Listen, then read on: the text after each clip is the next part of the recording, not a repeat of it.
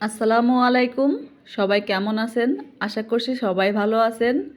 মাছ মাংস খেতে খেতে যাদের মুখের রুচি নষ্ট হয়ে গেছে তারা একবার এই ভর্তাটা বানিয়ে খেয়ে দেখবেন।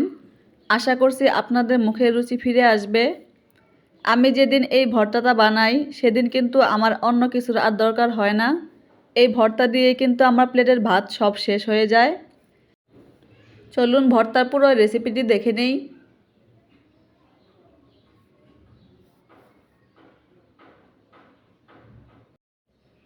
এইখানে পেঁয়াজ একটু কুচি করে কেটে নিয়েছি শুকনো মরিচ, একটু মোটা করে পেঁয়াজ আর রসুন কেটে নিয়েছি, চাপা শুটকির খোসা ছাড়িয়ে ভালো করে ধুয়ে নিয়েছি।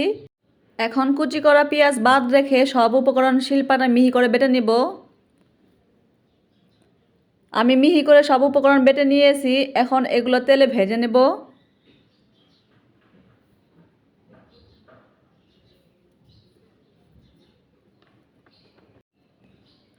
একটা প্যানে সাদা তেল গরম করে নিয়েছি, এখানে কুচি করা পেঁয়াজগুলো দিয়ে দেব।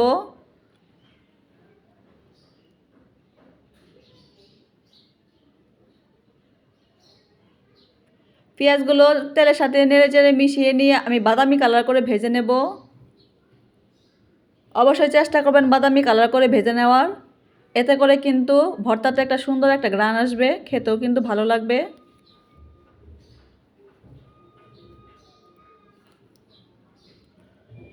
বাদামি কালার করে ভেজে নেওয়া হয়ে গেছে, এখন শুটকির মিশ্রণটা দিয়ে দেব।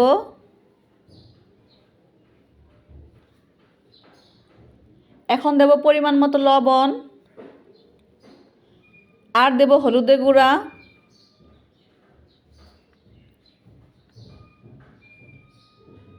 সব কিছু ভালোভাবে মিশিয়ে নেব। সব কিছু মিশিয়ে নিয়ে চুলার আঁচ কমিয়ে রেখে এইভাবে নেড়ে চেড়ে কিন্তু আমি আস্তে আস্তে 10 মিনিটের মতো ভেজে নেব।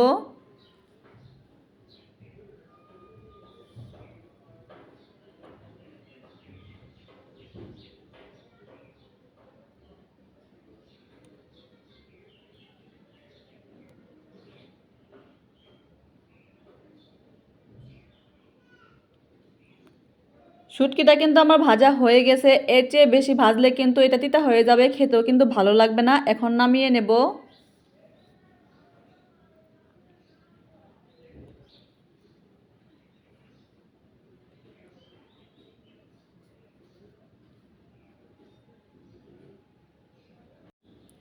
চাপা ভর্তাটা কিন্তু আমি নামিয়ে নিয়েছি।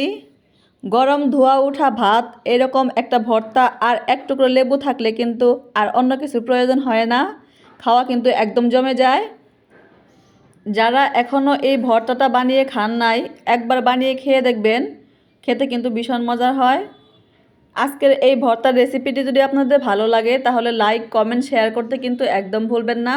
ফিরে আসবো আরও একটি নতুন ভিডিও নিয়ে, সে পর্যন্ত সবাই ভালো থাকেন। আল্লাহ হাফেজ।